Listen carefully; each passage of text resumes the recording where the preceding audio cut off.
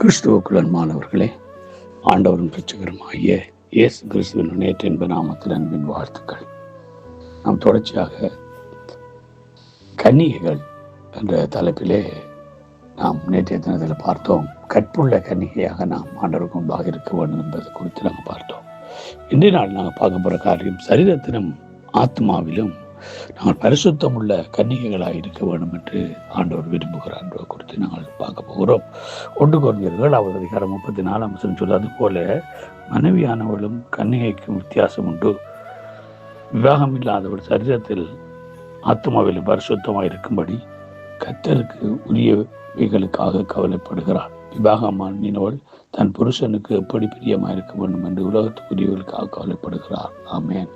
கிறிஸ்துவுக்குள் அன்பானவர்களே, விவாகம் இல்லாதவள் எப்படி தன்னுடைய சரீரத்திலும் ஆத்மாவிலும் பரிசுத்தமாக இருக்கும்படி கர்த்தருக்கு பிரியமாக இருக்க வேண்டும் என்பதை குறித்து நாங்கள் பார்க்கிறோம்.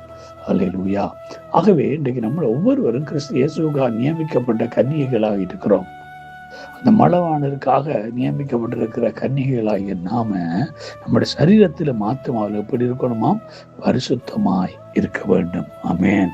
நாம் கர்த்தருக்குரியவர்களாக, கர்த்தருக்கு ஏற்றவர்களாக, கர்த்தருக்காக பிரியமானவர்களாக நாம் என்ன பரிசுத்தமும் உள்ளவர்களாய் ஆவி ஆத்மாவை நாங்கள் சரீரத்தை காத்துக்கொள்ள வேண்டியது அவசியமாக காணப்படுகிறது. என்னடா எபேசியர் 1 பேதுரு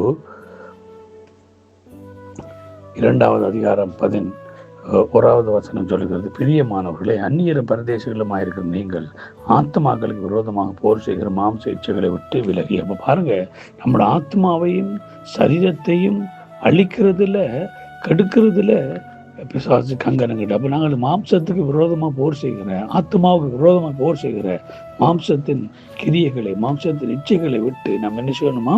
வெளியில வர வேண்டியிருக்கு. அல்லேலூயா. ஆகவே மிக கவனமா இருக்க வேண்டும். நாங்கள் ஆத்மாவையும் சரீரத்தை கெடுக்கிறதுக்கு இன்றைக்கு நாங்கள் அநேக வழியில நாங்கள் பார்க்கிறோம். அவங்களுடைய சரீரத்தில் தேவையான இச்சைகள், காரியங்கள் எல்லாமே தேவ சமூகத்தை விட்டு எங்களை கெடுக்கிறதாக இருக்கிறது. அதனால் நம்ம என்ன செய்ய வேண்டியிருக்கு? மாம்சத்துக்கு, ஆவிக்கு, ஆத்மாவுக்கு விரோதமாக போர் செய்கிற மாம்ச இச்சைகளை எல்லாம் விட்டு விலகி நாம் கர்த்தருக்கு பரிசுத்தமானவர்களாக, அவருடைய பரிசுத்தத்துக்கு ஏற்றவர்களாக இருக்க வேண்டியது அவசியமாக இருக்கிறது.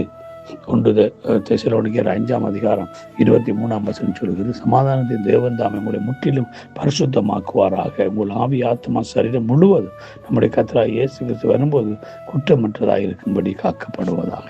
ஆமேன். அப்ப நம்முடைய கர்த்தராகிய இயேசு கிறிஸ்து, மணவாளனாகிய அந்த இயேசு கிறிஸ்து மணவாட்டியை எங்களை கூட்டி செல்ல வரும்பொழுது நாம் அவருக்கு முன்பாக எப்படி இருக்கணுமாம்?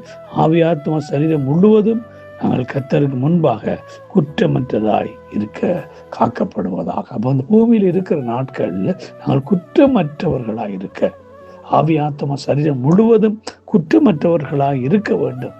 மணவாட்டியாகிய நாம் மணவாளனுக்கு முன்னாக போகும் பொழுது கரையற்றவர்களும் பிழையற்றவர்களும் குற்றமற்றவர்களுமாக நாம் அவருக்கு முன்பாக செல்ல வேண்டும். அதனால் பிரியமான தேவனுடைய பிள்ளைகளே, என்னோட ஆவியை பொறுத்து, என்னோட ஆத்மாவை, எங்களுடைய சரீரத்தை பொறுத்து மிக கவனமாக இருக்க வேண்டிய அவசியமாக இருக்கு. ஆகவே எங்களுடைய மாம்சத்தை கெடுத்து, எங்களுடைய சரீரத்தின் இச்சைகளால் நம்முடைய ஆத்மாவை கெடுத்து இல்லாமல் பண்ண விசுவாசான பல்வேறுபட்ட முயற்சிகள் வச்சுக்கிறோம். ஆனால் தேவனுடைய பிள்ளைகளாக இருக்கிற நாம மாம்சம் கண்களஞ்சி தொழிற்சி ஆவியும் விட்டு விலகி கர்த்தரை பிரியம் பரிசுத்தமான மனவாட்டிகளாக இருக்க கர்த்தர் தான் கிருபை செய்வாராக. God bless you all.